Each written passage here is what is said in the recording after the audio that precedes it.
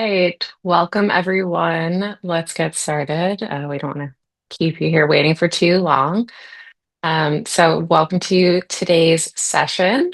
This one is on our new editing UI and bidirectional syncing with GitHub. And before we get started on the content, we'll just take a minute to introduce ourselves. So I'm Ray.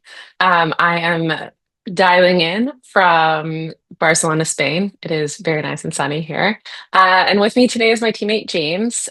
James, do you want to introduce yourself? Yeah, hi everyone. I'm James. I'm an engineer here at ReadMe, and I'm dialing in from San Francisco. And I should say yes, I am on the marketing slash product side of the house. So just a few reminders before we dive into the good stuff. We are recording the session, so you will receive an email after the session, probably in about a day or two, with access to the recording. That will be a YouTube link, and that YouTube channel also hosts all of our product education videos, previous office hours that we recorded. So it's a really good resource if you are trying to learn about README, if you're new to README, if you want a refresher on things. We will have a formal Q&A at the end, so you'll have a chance to ask your questions live, but we have Jesse here from our support team to be answering questions throughout. So if you have a question on anything, drop it into the chat. It can be pertinent to what we're discussing or something about README. And if it's pertinent to what we're discussing, if it's a clarifying thing, Jesse will stop us and we'll, answer that question live. Since, yeah, it probably is something that we didn't explain as clearly as we could have. So if you are on the new README refactored experience, then this view might look pretty familiar to you. This is our new product experience, and this launched in November of 2024. It represents the future of README. It's our biggest launch that we've done since README launched on Product Hunt in 2015. And README Refactored touches almost every aspect of our entire product experience. It was many months in the making, and we are continually rolling out new features. We just launched our new Ask AI feature, custom components. We'll talk about those, and we can also talk about what's coming. But at a high level, once you are on this new experience, you get instant access to our new editing UI, which brings all docs editing to your live hub, allowing you to make edits directly in your docs and easily preview content and appearance changes before they go live. We also migrated our entire editor from Markdown to MDX. So MDX combines the simplicity of Markdown with JSX, providing content creators and developers alike with a familiar syntax to create dynamic and interactive documentation. So you can build your own reusable MDX components using a combination of React, JSX, and Tailwind styling and add them to the custom components page in your editing UI. We'll do a full demo on all this in just a second. And then we also have 5 pre-built components that are ready to use and accessible from your editor slash menu. And we'll look at those as well. If you're interested in diving more into that, we do have another office hours coming up in 2 days on Thursday. And during that time, we'll be live building a custom component. So if you're curious about how to use MDX, how to use React and Tailwind, definitely sign up for that one. It'll be a good time. Another very highly requested customer feature, you can now connect your README project with GitHub to sync your docs bidirectionally. So anytime a change is made in either README or GitHub, it saves and automatically updates in both places. James is going to do a full demo on this, and this is also foundational to features that are coming to README soon, including branching and just other ways to optimize your workflow in README and allow everyone from your team to work best where they want to and like to. We also upgraded the search experience so that it's now faster and yields better search results. The API Designer is our refreshed manual editor, enabling you to edit your API spec files directly in README or GitHub, so it pairs really nicely with bidirectional syncing. And finally, we have unified your docs and my developers, with my developers now living in the top nav of your docs, making it easier to quickly see who's using your API and how things are performing. James, do you want to share a bit more about the backend refactoring work that we did to bring this experience to life? Yeah, sure. Thanks, Ray. So our goal was to ensure that our data is Git backed. That gives us like a robust version controlled environment for our README projects. like especially as we want to scale and provide integrations with external systems like GitHub. Um, to achieve this, like we had to rethink our storage format. We developed a new document structure specifically designed to represent your README projects in a way that leverages Git's strengths. And I'll show some of that format off in the demo that I'm going to do shortly. With our new sort of Git storage format in place, we rolled out some new services and APIs that are built to interact with the Git repositories directly from our new README editor. And that allows us to synchronize with those external repositories. To help anyone transition to this new system, we created some tools to migrate projects and validate that any existing projects data works in this new format. Yeah, and that's it. Well, so before we get into the BiDi demo, let's quickly talk about our new editing UI. So this is just a screenshot, but what I'm going to do is actually jump into a live project. So I believe both of you on this call are on a refactored experience. If not, please use the chat to let us know. But for the purposes of today, we're going to look at a project that's on Refactored. And so this is kind of the new logged in admin experience for your end developers.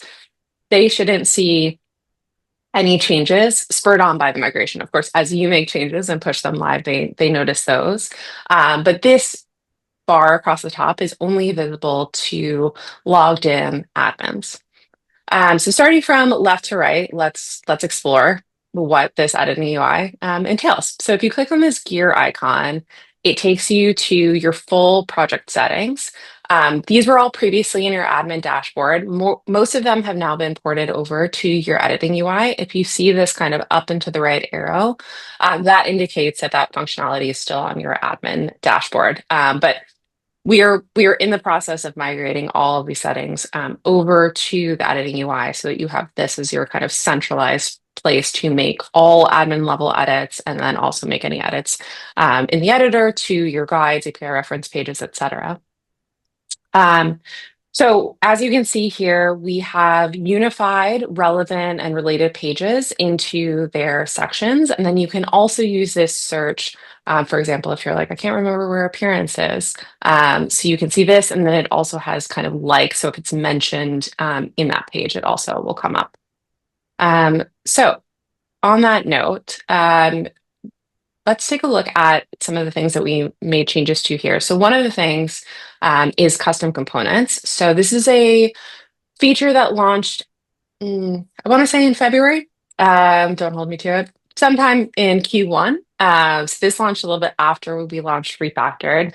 But in addition to using the pre-built components, you can now create your own MDX components. So, and you can preview them and also see how they're being used. If you're familiar with our reusable content, it's a similar kind of UI in that you can see where they're used. But the great thing about this custom components is that you can preview it here and then have a sense of how it'll look and render when you drop it into your editing UI.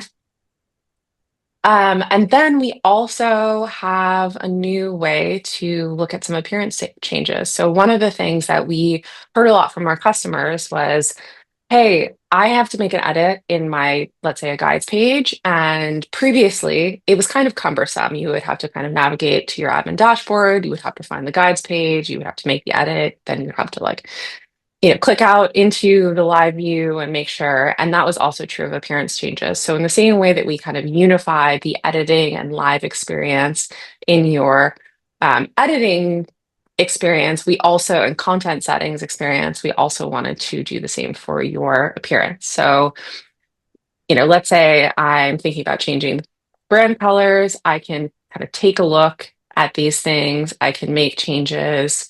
But then, I can also just hit reset and everything kind of goes back to normal. So a nice way to kind of get a sense. And the same thing applies for CSS changes. So if you are adding custom CSS, it will kind of live update as you are going through that. Okay, let's head over to versions. So this is a project where I only have one version, but if I wanted to add a new version, fork it over, I would do that all here, and then the versions would come up or would show up here, which is really nice if you, let's say, make an edit in one version and you have multiple active versions, or you just want to make the edits consistent. Um, little bit of a preview. Branching is launching in the near future, and this will also be where you can see your branches that you create in ReadMe that you have in GitHub. And yes, this is why there's some negative space here. Soon it will be filled with branches. And then, as I've alluded to, this is the kind of new way of seeing your editing view as well as your live doc site. So when you are in view, this is the exact view that your visitors to your site will see. But then if you catch typo, if you want to make a quick edit, you just head over to edit. And as you can see here, the view changes somewhat. So it looks more like that editing experience in your admin dash with you know um, interactive sidebar with easy way to toggle over to pages, and then of course an editing window here, and similar to how you were using backslash to bring up the um, editor slash menu. And then while this is running on MDX, you can still use Markdown syntax, like this pound button to have an H1 heading. So the other thing that I do want to talk about, oh, sorry, I did make some changes. So let me just is My Developers. If you are familiar with My Developers, this is a great way to see API analytics, see documentation page metrics, and now this is all unified. So if you're curious about, you just made a few edits, you push something live in a guides page, and a few days later you want to return and see how it's doing, it's really easy to hover over. This might be new to both of you. Let me know if it isn't, but this feature launched 10 days ago. So very new. Ask AI is designed to help your developers get up and running with your API faster by connecting your README docs with API tools so they can ask questions and get answers. So a few things you can do with Ask AI, you can publish an LLMS.txt file of your docs to make it easier for AI tools to understand. I have that enabled, as you can see here. You can add an Ask AI dropdown to your guides to let users quickly open pages in ChatGPT, Claude, and other popular AI tools so they can start asking questions. And so that's here. And if you click this, it opens up ChatGPT or Claude. And we're also launching new other popular AI tools soon. And then that enables your developers to be like, hey, can you summarize this page? If they have questions, it's just a nice way for them to interact. And then you can also publish any guides page as a Markdown file. So if I want to, I won't do it in this page exactly, but if I, let's say, create this in a new tab and I just type .md, it should, here we go, render this guides page as a Markdown file, which is nice if you want to copy and paste this to an LLM of your choosing, and then it kind of works similarly to how the dropdown works with, let's say, Claude or ChatGPT. Okay. Of course, if you have any questions or anything's coming up, feel free to use the chat. But I am going to jump into more of the editing experience so that we can take a look at more of the MDX side of the house. As I mentioned, part of the refactored migration was migrating and refactoring our editor from Markdown to MDX. And along with that, we introduced some new components and also the ability to create custom components. So one of those pre-built components is cards. So here's an example of it. I can add as many cards as I want and add links to a page in my docs or an external link to make them clickable. And then here's how cards render on your hub. And this is something that I did not create that. I would just use the editor slash menu. I can see this cards and it automatically populates with this information, and then I can kind of customize. So I would change first card to the title of my choosing, etc. Um, if we scroll down a bit further on the live page, we can also see another one. So this is tabs, and this is also customizable. For example, if I want to add an icon, I can do that here, and you can see kind of how we add those icons. So for example, icon FA person walking translates to this person walking. And the way that I'm able to do that is because we now um, upgraded ReadMe projects to support the font awesome 7 regular and duotone icon library. Sorry, that's a bit of a mouthful. So you can add icons to your docs, including within MDX components. And so you can kind of type in or scroll through a selection of icons and yeah, add these to any docs pages. And this is not only to MDX components. You can just drop in an icon and give some flair to your pages. Okay, let's head over back and look at some other MDX components. So on this page, if I scroll down, I have this diagram tree. This is a mermaid.js diagram. And similar to how we saw with cards, I can use the editor slash menu to kind of drop in the template, and then I can edit that further. And we do have guide or docs pages in docs.readme.com for all of these things. So we have a new section on MDX. We have a specific page on mermaid.js diagrams. So anything that feels new or you have questions about, we likely have a docs page for. And if we don't, please tell us, and we will create one. And then here again, we have some cards, we have some tabs, we have an accordion, and the other last one that we haven't looked at, we can build together, and that is columns. So if I type columns here, and I can, let's say hungry, I can use Markdown styling to basically, if I want to, bold, I can do that. That's not what I want to do. Forgive me. It's highlighting.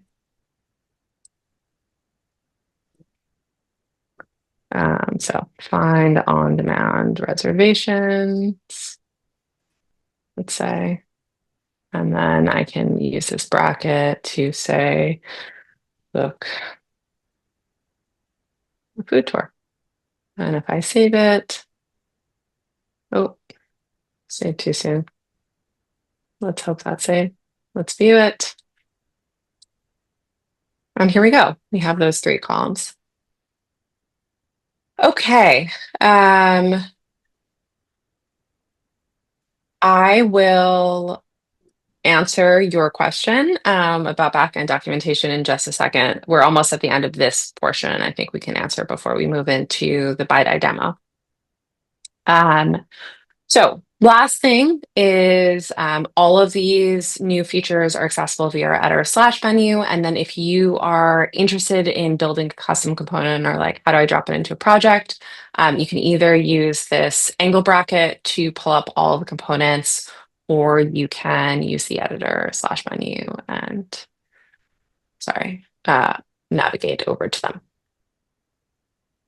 Okay, last thing, I promise, I know we have some questions, is we are going to look at the new API reference. And by new, I just mean we have some new ways of organizing content. So here you can see this API reference should look very similar to your existing docs, but now rather than navigating to a separate area in your admin dashboard, you can upload your API definitions here. So as you can see, file and URL are updated right here.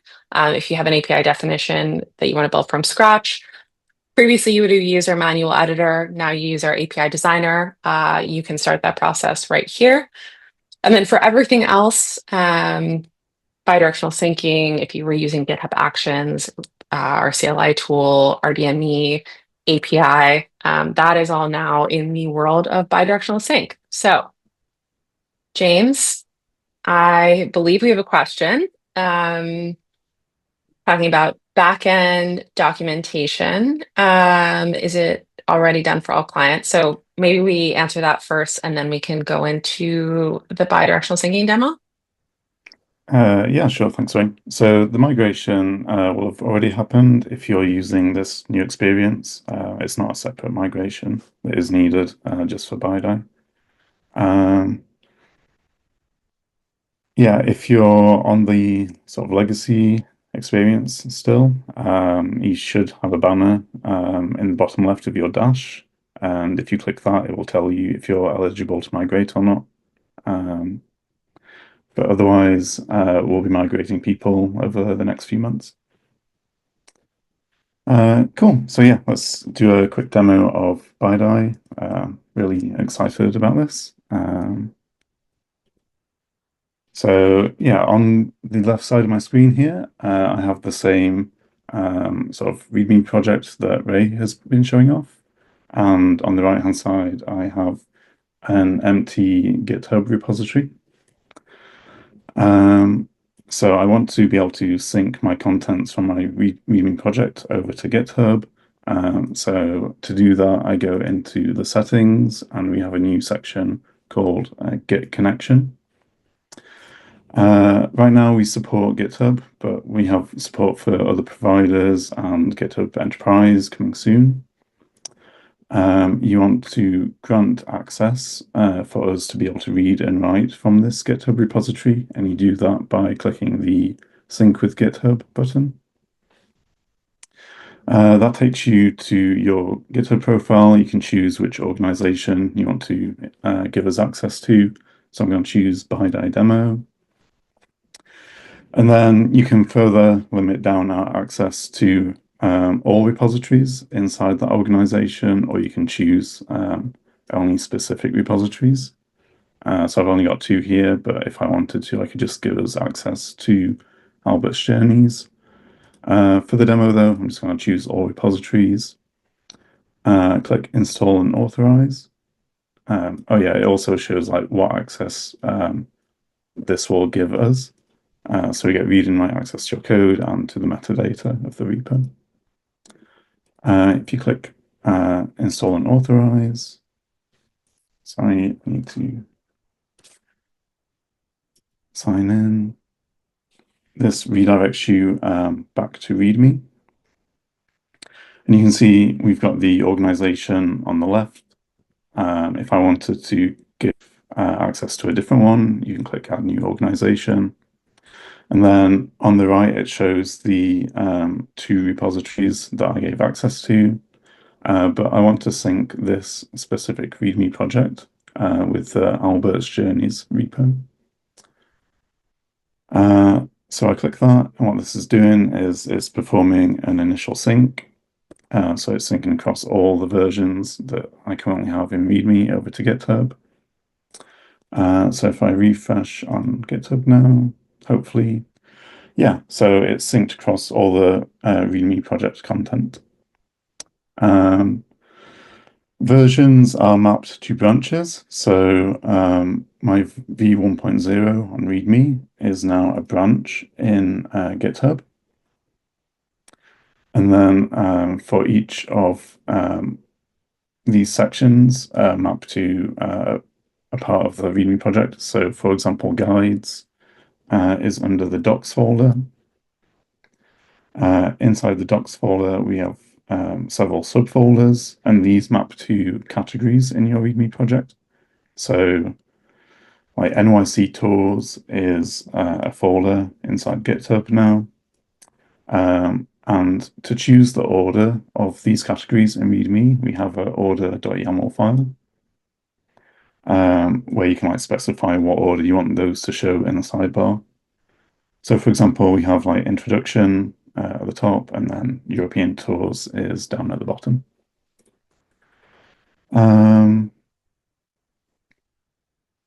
Reference, the reference folder, it maps to your API reference section. So you can see the file that we uploaded, our API definition, Albert's Journeys 1.json is here inside GitHub now. You can go in and make some edits on here. each endpoint is similarly underneath the folder structure. So the tools folder has a get available tools .md. So here you can like update the sort of description and add any other Markdown content that you want to show. So let's try making an edit. I'm from London, so I'll update the Shoreditch walking tour.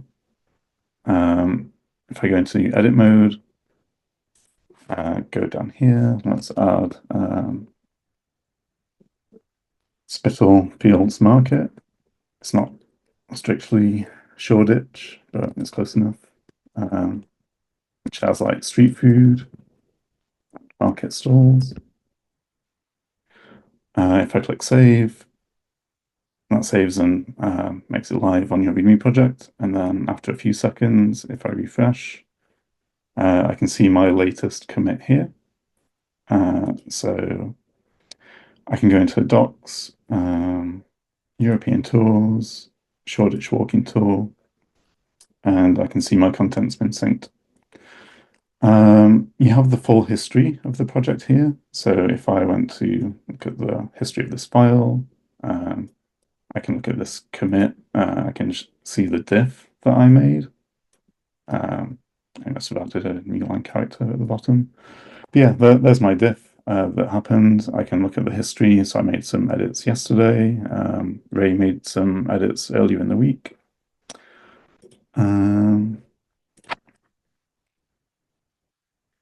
What else? If you have sort of subfolders or subcategories, so if I wanted to add a page underneath Shoreditch Walking Tour, sort of like food options. Let's see, like Dishoom is a really good Indian restaurant if you're over in London. I can click save.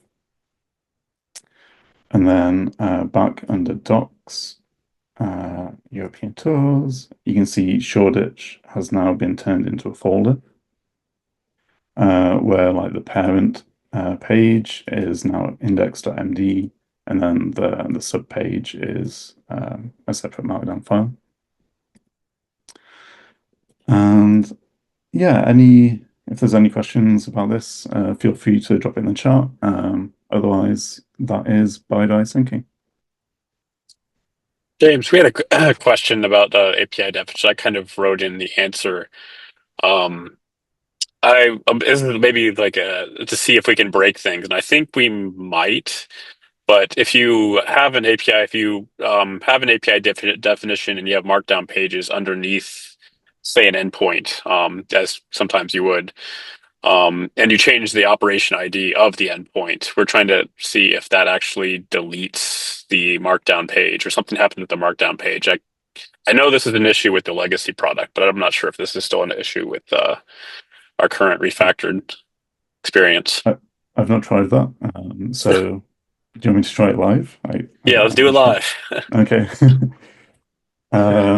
So what do I need to do? Like create some Markdown and stuff here.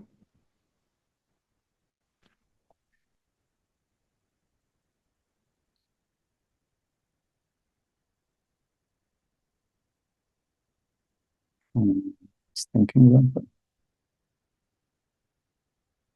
Cool. Reference Albert's journey. Access tools. Get available tools. Okay, so I've got my hello testing, and then if I change the sort of operation ID in the spec, is that right?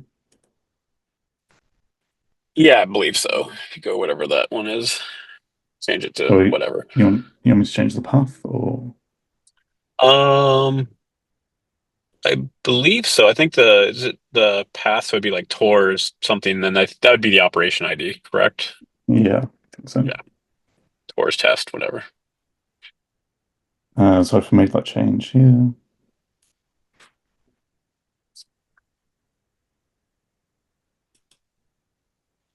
And then let's see if that's synced. If I refresh.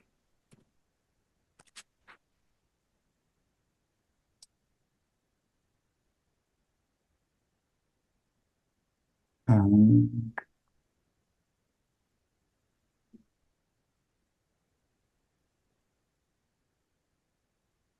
yeah, I'm not sure. That seems to have done it okay. Yeah, okay, yeah, Looks. that's good to know because that was definitely used to break us, cause a lot of headache in the past. But it Wait, looks has that like, worked? I oh, no, it's kind of lost the API oh, definition. Yeah. oh, it looks like it's okay now.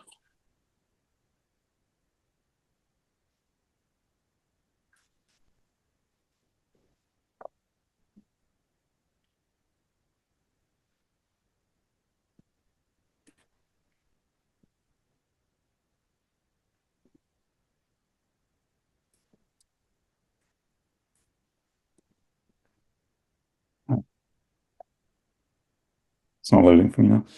Hmm.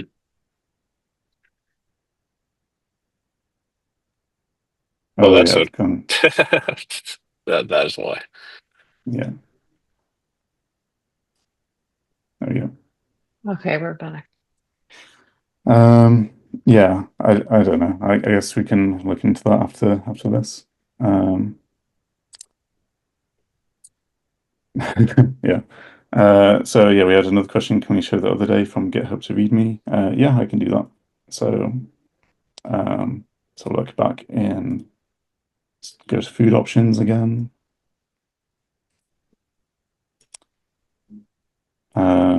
What's another one?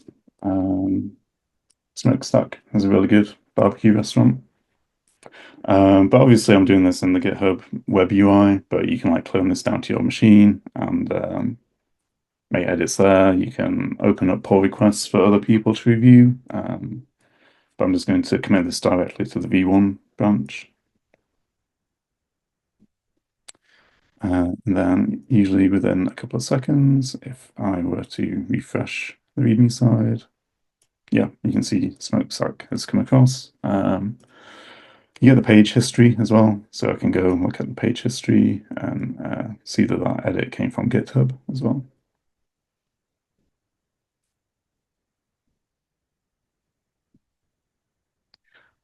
So at that time, I made a commit directly to the V 1.0 branch. So the question was, does the branch not need to be merged? Any edit you make to like a V 1.0 that maps to a version README, that will happen immediately. Um, if I were to make like a separate branch for my pull request, I could make those edits and that won't happen on the site until I merge that in. And I think Ray mentioned earlier, we've got branching support coming soon to like the README front end UI. So you'll be able to work with that a little bit easier there. Yes, you are previewing something that is coming very soon. So branching is something that we have been thinking about working on, talking about with customers for a while because a lot of our customers have many team members making changes to docs at once. And one of the ways to bring more of the collaborative workflow into README is by allowing you to have draft states and have also a review and approval flow within README. So branching is coming in the next few weeks. Be on the lookout for an email with the first phase of branching. We are going to be rolling out branching features basically from early June through the remainder of the year. But the first thing that we will launch with is the ability to view branches that you're creating in GitHub in the same way that you create GitHub branches. That functionality is eventually coming to README. So it just allows, it broadens the ways that people can work. So if you want to work in GitHub, if you prefer to work in the editing UI, everyone can see those changes. You can, merge them. You can make more edits to them. You can create other branches. And then we can, you can also create multiple edits on different pages and store them in a branch. So that is all coming. And we are very excited for that. And we hope that you are excited for that as well. Um, we're going to move into Q&A very soon, but just heads up that we do have these 5 new pre-built components. So those are all or accessible via your editor slash menu. You can also further edit them in your custom components. So if you want to do like, super cards, you can start with the basics of the cards pre-built component, and then you can add more React functionality, bring in more Tailwind styling. We also have a marketplace on GitHub, and let's actually show that. I don't think I showed that clearly enough. If you navigate to your custom components menu, if you click this browse marketplace, that takes you to ReadMe's overall marketplace. And then if you click into this components, you can see all of these are available for you to copy and paste into your ReadMe. And I would say I did not. The only component I built myself with help was this top one. Everything else I borrowed from the marketplace. So toggle list, for example, is that, and then all of this content is editable. Let's just jump back here. So one of the questions I think was about potentially what happens when you migrate, what do we move over? So all you need to do if you are on the legacy experience and you're interested in Refactored is click this button in your product dashboard. That will take you to a series of screens that will walk you through the migration process. There is no additional migrating you will need to do once your project is on Refactored. We've kind of taken care of moving your entire project from one experience to the other. And once you're on Refactored, your editor's on MDX, you have access to bi-directional syncing. You have custom components, and then from there you can a whole world opens up with bidirectional syncing. You also have the new API designer. Most projects migrate in less than 10 minutes. If it takes a while, don't panic. That is generally that in the process of migrating from Markdown to MDX, depending on how you customize your project, there might be some syntactical errors. Our team takes care of fixing all of those. So that is not on you to fix, but sometimes the migration might just take a little bit longer if there are MDX issues and we are just tracking them. But at no point will your docs go down. They will be fully live to your customers. You just won't have the opportunity to um, oh, great, Jason. Yes, you may have gotten an email from Jesse. We are in the process of auto upgrading all self-serve customers, and our goal is to get everyone onto the new experience as soon as possible. Not only does it allow us to have one experience that our support team is managing, but also for our customers. This is, as I mentioned, the future of README. This is the new baseline standard for README and all new features that are coming. So things like branching are only available on Refactored, and we just want everyone to get the best that README has to offer. Jason, if you want to go ahead and migrate, yes, we definitely migrate recipes. Everything in your project is migrated. So we would never auto upgrade if we couldn't fully one-to-one support everything. Jason, if you want to migrate yourself, by all means, go ahead. Otherwise, someone from our team will be migrating this week. And yeah, if you already did it, we'll just see that when we log into your project. So yeah, okay. We'll we'll take care of it. And just so you know, you'll get an email as soon as the migration happened. If there are MDX errors, our team will fix them. If there are a lot of them and they might take a little bit of time, you and your full team, everyone that's an admin on the project will get an email just letting you know there's nothing to worry about, but our team is working through it. Okay, docs. We are a docs company, so we have a lot of new docs on Refactored. We are in the process of building out a lot more. So if there is something that you don't see, you have a question about, you wish was more thoroughly laid out, please let us know because we want to make sure that Refactored is the best experience that you can have on README. And yeah, I think the best way to learn is through a combination of coming to these office hours, reading our docs, checking out our YouTube, but definitely let us know if you have questions.